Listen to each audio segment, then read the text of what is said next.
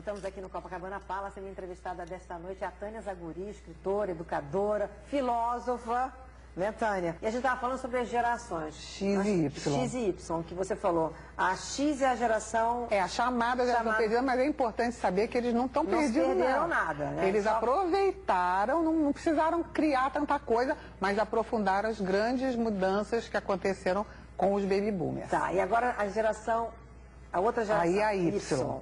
Que a Y é a do millennium, né? Dessa mudança do millennium. Eles cresceram, nasceram um pouquinho antes da virada do milênio e começaram a crescer a partir daí, né? São aqueles. Qual é a característica dessa geração? Bom, essa geração, a diferença é essa básica. Como eles nasceram na era da tecnologia, assim, a todo vapor, eles se tornaram capazes de fazer 300 coisas ao mesmo tempo. Pois é, e aí se perde alguma coisa? Perde muito. Na verdade, isso é colocado muito como elogio, mas eu tenho as minhas dúvidas. Pois, a minha pergunta é, você que trata desse assunto, não deixa as pessoas mais superficiais? Com certeza. Além de elas terem... O que você vê hoje, né, nos jovens pais dessa idade, é assim que eles têm pouca paciência para esperar as coisas acontecerem. E eles, nesse ponto, estão um pouco menos ainda pacientes do que a geração X. A X já aprendeu a lidar, mas quando eles nasceram, ainda não tinha computador, então eles viram as coisas se aperfeiçoarem. Mas eles ainda... A geração X aprendeu a tabuada e a pesquisar e depois a geração para não precisar saber aí começou a procurar tudo no Google. Exatamente. Já sabe tudo no Google. Ela se diz muito objetiva, muito prática, mas, por outro lado, essa praticidade, esse pragmatismo acaba tornando eles muito superficiais. A gente vê hoje a queixa maior dos pais desses jovens, que estão com seus 28, 30 anos, por aí, é essa. Geração Y, que você tá falando. É a geração Y. Não consigo que o meu filho sente para conversar comigo. Quer dizer, ele está sempre com pressa, ele está sempre correndo, ele está sempre fazendo 3 coisas ao mesmo tempo. A Y é multimídia, quer dizer, é assim, ele senta para estudar. Eu vou imitar um jovem estudando. É um aparelhinho aqui para ouvir o som, a televisão ligada, tá? E ele está com caderno e... Caderno não, está estudando no computador de preferência, né? Porque caderno para ele é uma coisa antiquadíssima. Mas isso nós estamos falando de classe A e B, né? Porque, na verdade, o mundo ainda não está nesse nível. É preciso que a gente não esqueça isso. Mas é uma tendência, né? Há uma tendência. Tânia, mas me diz uma coisa. O que está acontecendo? Quer dizer, a gente está falando de uma geração X, Y e Z. Qual é o caminhar? Você olhando assim, tirando uma linha do tempo, o que está acontecendo? Eu acho que a gente está esquecendo muito do ser humano e vivendo muito deslumbramento por essas coisas tecnológicas, mas eu acho que o homem ele não está caminhando em termos de humanismo, em termos de humanidade, em termos de carinho pelo outro, da mesma forma que está crescendo a tecnologia. Quer dizer, você acha que está tendo uma eu acho que dicotomia, assim? Dicotomia, exatamente. Porque você, por exemplo, eu mesma tenho Twitter, Facebook, essas coisas todas, mas muito mais por uma questão profissional. Mas eu não espero me relacionar, ter amigos, como eu vejo os jovens acreditarem que aqueles amigos do Facebook... Dá para acreditar nessa coisa virtual como eles real?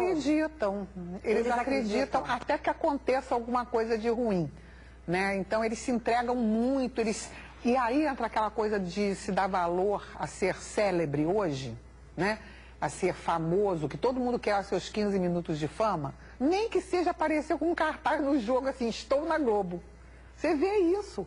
Aí você diz assim, como é que uma pessoa, que às vezes até é um profissional, uma pessoa que tem nível superior, mas isso virou... incontrolável. Não, não é incontrolável. É o quê? Digamos assim, é uma coisa que ainda não entrou no raciocínio deles, no campo da razão. Por enquanto eles estão agindo emocionalmente. Se nas escolas, na família, as pessoas conversassem sobre isso, fizessem os jovens sentar, desde pequeno, né? Porque não adianta começar isso quando a pessoa está com 20 anos, porque ele já está com a cabeça meio feita. Aí ele só vai aprender mesmo na prática.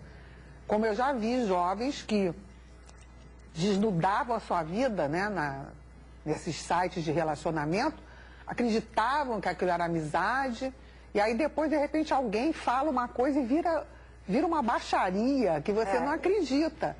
E a pessoa, isso já desfez relacionamentos, acabou com namoros, amizades. Então... E eu acho que essa coisa da superficialidade, né? Eu não sei se leva as pessoas não se entregarem a uma amizade real, né? Porque dá mais trabalho, você tá do lado de uma pessoa, conversar com ela, ajudar, consolar, trocar informação um com o outro pessoalmente. É uma ilusão, né? Você tá ali naquele quadradinho da telinha do teu computador falando entre aspas. Porque a pessoa só vai responder se ela entrar no site naquela hora também. É verdade. Então, é uma relação totalmente artificial. Mas as pessoas hoje em dia preferem mandar torpedinho, notícia, mensagenzinho, do que falar no telefone. Com certeza. Então, a gente está caminhando para uma coisa que cada vez mais... É meio esquizofrênica, eu acho esquizofrênica. Você anda na rua... Tá todo mundo falando, mas não é um com o outro, é com o seu telefone. Você já viu no restaurante, às vezes, uma mesa, tá todo mundo checando o iPhone ou tá todo mundo assim, se chegou todo mundo assim. Às vezes eu vejo uma mesa, está todo mundo lá com o seu... não está jantando junto, não vai conversar, não, tá todo mundo ali com sua maquininha. É triste, eu acho Não triste. É uma coisa assim meio chocante? É chocante, aí eu fico pensando, será que eu tô fora desse mundo? Será que eu tô antiga porque eu não tô achando isso ruim? Eu acho que chega um momento em que eles compreendem isso.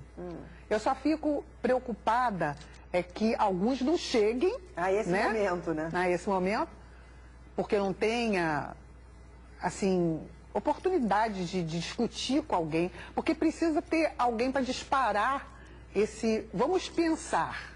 Você você é amigo mesmo dessas pessoas.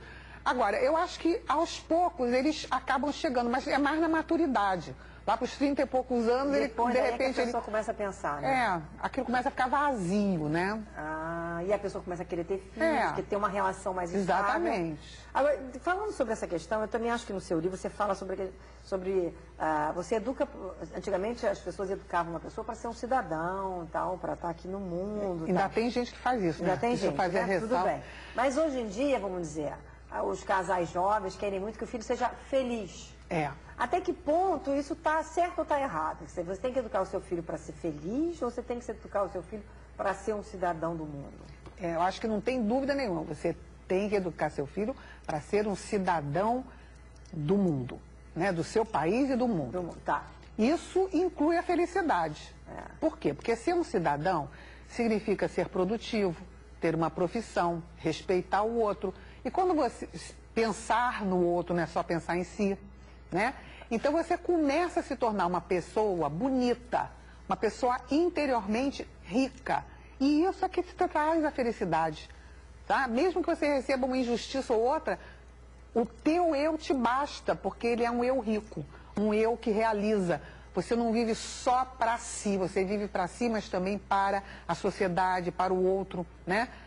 Agora, o que me preocupa um pouco é que eu vejo que muitas pessoas hoje, pais, acham que o seu dever prioritário é o compromisso com a felicidade, como você falou.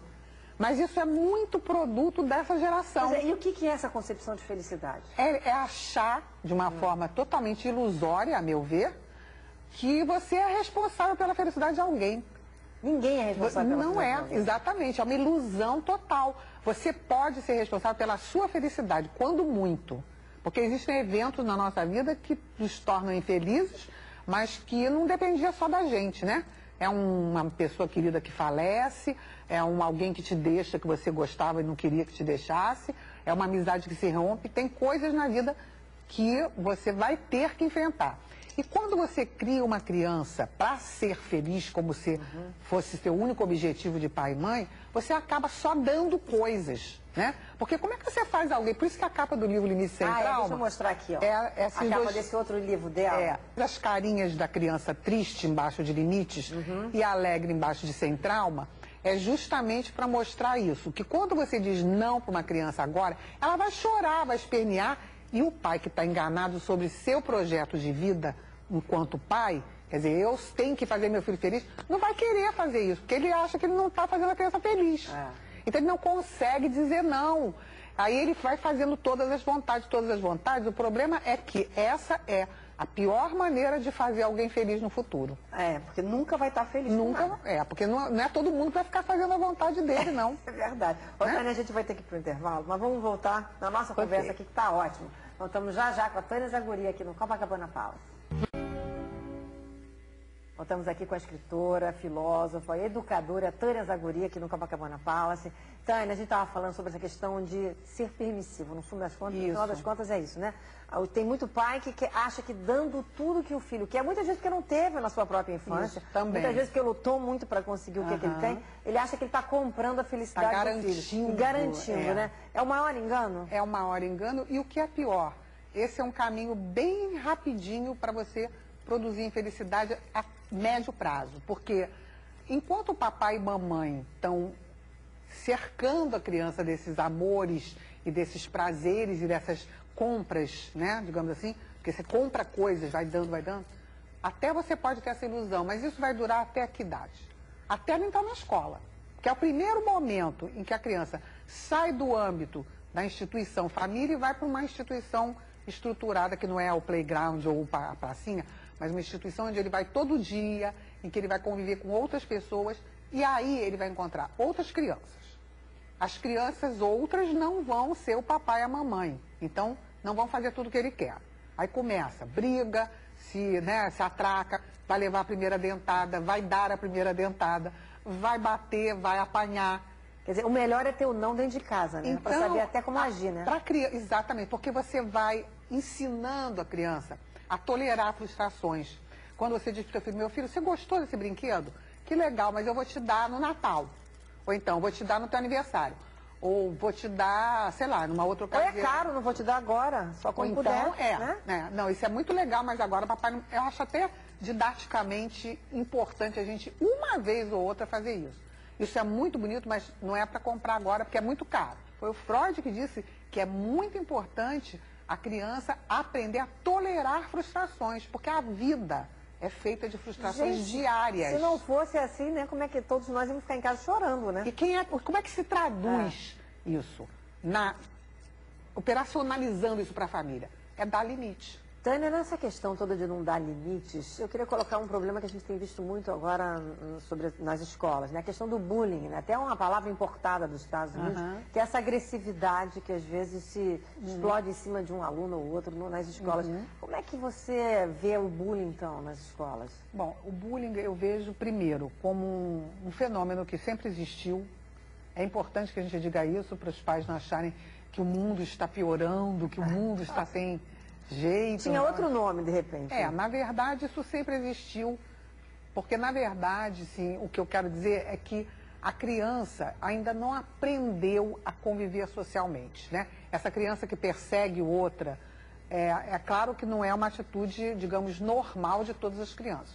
Mas algumas crianças são mais agressivas ou lidam menos bem, digamos assim, com o fato de que outras são diferentes ou até mais bem-sucedidas do que elas.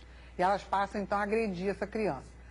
Acontece que isso tem uma relação, sim, com o que a gente estava conversando antes, com a questão dos limites. Tem, né? Tem, totalmente, né? Porque primeiro, assim, uma coisa importante você ensinar a teus filhos essa coisa que a gente está falando, da generosidade, da empatia, que é a capacidade de sentir o que o outro está sentindo. Então, isso, a pessoa não nasce com a empatia. Algumas nascem, mas outras não, mas aprende-se a ter empatia. Muito mais importante do que simpatia. Porque simpatia é uma coisa só de face, né?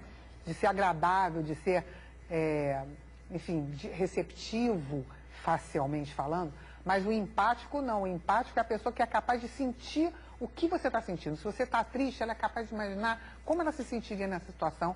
E se ela está batendo em alguém, ela não vai bater nessa pessoa, porque ela sabe que ela se coloca na situação dessa pessoa. Mas aí você está falando já em crianças, né? Eu estou falando de criança. Agora, e o adolescente que então, sofre adolescente, e faz por isso que eu disse que tem uma relação com limites, porque a criança pequena, ela está aprendendo limites.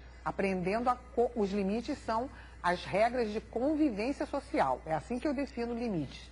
Então, se ela não aprende isso, ela vai achando que ela pode fazer tudo o que quiser.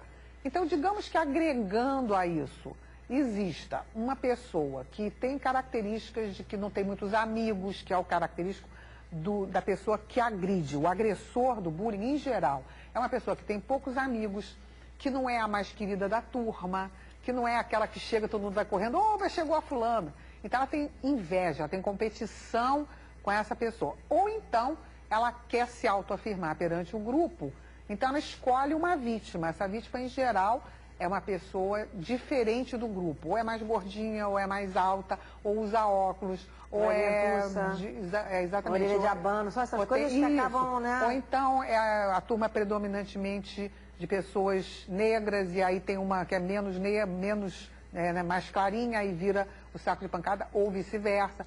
Ou é nipônica, né? Tem uma origem estrangeira. Então, sempre o diferente é que vai ser, em princípio, a provável vítima de bullying. A impressão que a gente tem é que os pais acabam achando que o dever de combater tudo é a escola. A escola é que tem todo esse poder e não eles. É porque está dentro. Não tem uma cooperação, né? Exatamente, porque está dentro daquela visão que você colocou tão bem, quando a gente estava falando de a culpa que impede os pais de, eu logo agora vou brigar com ele, então não quer brigar e vai deixando passar. E, obviamente, que quando a coisa começa a incomodar a própria família, aí ela espera que a escola haja. Só que a escola não pode agir nisso sozinha. Até porque o fenômeno bullying, ele é um fenômeno difícil de ser detectado. Ah, é? É claro, porque a criança não é boba nem nada, ela faz escondido. O grupo agressor, em geral, é um grupo contra menos pessoas ou uma pessoa só. Nunca é uma luta de 1 a 1. Não é aquela briguinha, enfim. É uma coisa constante, uma perseguição constante de um grupo para um grupo menor, ou de 2 ou 3 crianças para uma só, ou de 1 para 1, se for sempre a mesma vítima e o mesmo agressor. Agora, não tem sinais que os pais ou os educadores possam ver para que, sendo mas esses sinais, eles não aparecem logo, porque, por exemplo, as crianças que agridem, elas agridem ou fora da aula, ou no pátio, num lugar que ninguém está vendo, ou no banheiro, ou fora da escola, no caminho para casa, na porta, na hora da saída. E é sempre disfarçado. Então é difícil para a escola pegar no ato, e até dentro daquele esquema que a gente falou, dos pais estarem com dificuldade da limite, quando a escola chama um pai para dizer que o filho dele é o agressor, eles reagem, em geral, muito mal. Muito mal, é? E vivem com medo de que o filho seja agredido. Mas raramente o pai pensa no filho como agressor potencial. E aí, como é que a escola Então, a escola, ela existe todo um trabalho, né, que a gente faz, que é de treinamento do pessoal para detectar e também para capacitar toda a equipe, não apenas os professores, mas toda a equipe docente, a equipe pedagógica, quer dizer, os supervisores, os inspetores de pátio, os coordenadores, os professores das merendeiras, todos, um projeto que ensina a perceber qual é a possibilidade. Se você vê um grupinho, uma criança que se isola, você vai perto, porque geralmente o bullying é praticado quando a criança está num lugar inacessível aos demais. É uma coisa muito covarde, por isso... Muito covarde. E ela é muito feita para não ser detectada mesmo. Porque a criança não só é ameaçada, quem apanha é ameaçado, como também os espectadores são ameaçados. Quer dizer, tem o agressor, tem a vítima e tem os espectadores, que são as crianças que não estão apanhando nem estão batendo, mas que o agressor avisa, se você contar para alguém, você vai ser o próximo. Então, por isso, o fenômeno bullying muitas vezes passa desapercebido. Mas as escolas têm feito trabalho. Agora, é preciso que a sociedade saiba que não é um trabalho fácil, que tem relação com falta de limite, que tem relação com a nossa sociedade que tem corrupção e tem impunidade, as pessoas acham que podem tudo. Então, as coisas não acontecem surgidas do nada. Tem origem em casa também, né? Em casa, na própria sociedade, na agressividade latente que existe nas pessoas, que tem que ser trabalhada, né? É um grande trabalho, é um trabalho de conscientização complexo. E de detectação, Mas né? é importante a gente saber que o bullying tem possibilidade de ser revertido, e nem todo mundo que sofre bullying depois vai sair matando gente. Não, ainda tem isso, né? O trauma do bullying, que a pessoa pode ser uma pessoa mais violenta ainda no futuro. Isso só acontece em quem tem predisposição ou doença psiquiátrica. Tânia, está chegando no final do nosso programa. Que pena, tem que fazer uma última perguntinha. Pois não. Quem é Tânia Zaguri? Eu não sou ninguém, eu sou só uma pessoa que luta, que acredita no Brasil e que acredita principalmente nos brasileiros e num Brasil melhor. Eu estou fazendo a minha parte, uma parte pequenininha que eu posso. Tânia, muito obrigada pelo programa, foi um prazer enorme ter você aqui hoje. Igualmente. Bem, você já sabe, na próxima terça-feira você tem um encontro marcado comigo aqui no Copacabana Palace, onde estarei entrevistando outra personalidade que faz a notícia. Uma boa noite para todos vocês, até terça que vem.